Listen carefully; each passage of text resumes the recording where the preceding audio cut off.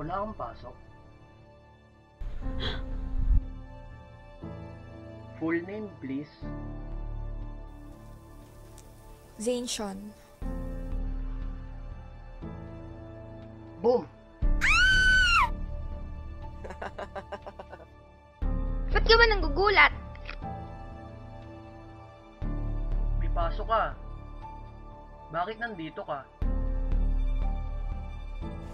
Ano bang pakialam mo?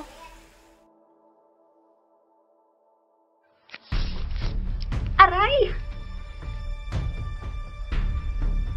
Tumingin ka sa iyong braso. That's the first warning, Miss Zane Sean.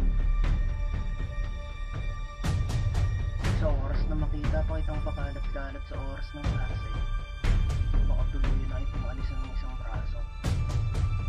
Sino ka?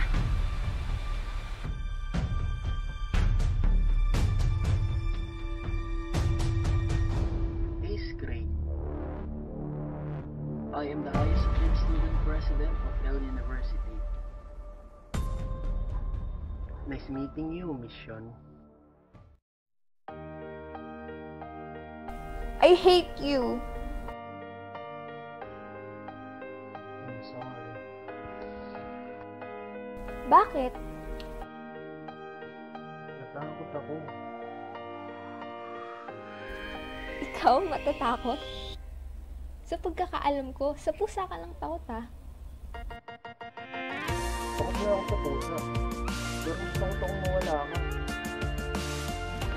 Hindi mo kailangang ilagay sa panganib ang buhay mo. Maliligtas lang ako. Handa akong mamatay para sa'yo. I love you. I know. It should be I love you too. Yes, I know.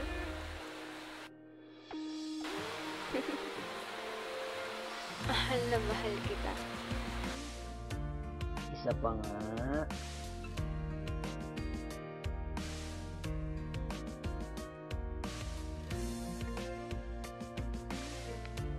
Mahal na mahal kita, Ace Craig! Supremo ng buhay ko! Wala ka ngayon. Hindi ka nalalayo sa akin. Nasa labas na tayo ng Hill University. Maraming lalaki dito. Makakapatay ako pag may lumapit sa iyong lalaki. Pero nagbibiro. Ako lang maaaring mamahalin mo. Ako lang, Zane. You are not allowed to love another man. It's only me or no one. This is an order from the highest of